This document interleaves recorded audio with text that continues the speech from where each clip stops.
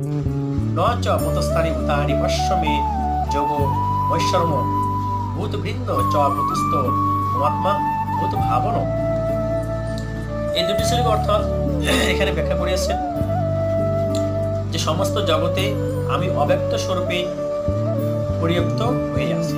যে সমস্ত জগতে আমি অব্যক্ত স্বরূপে পরিব্যাপ্ত হয়ে আছি। আমি অব্যক্ত মানে অদৃশ্য হয়েও সমস্ত জগতে আমি ব্যক্ত রয়েছি, মানে আসছি, তো সমস্ত জগতে আমি আছি, সবার মধ্যে, সমস্ত জগতের মধ্যে।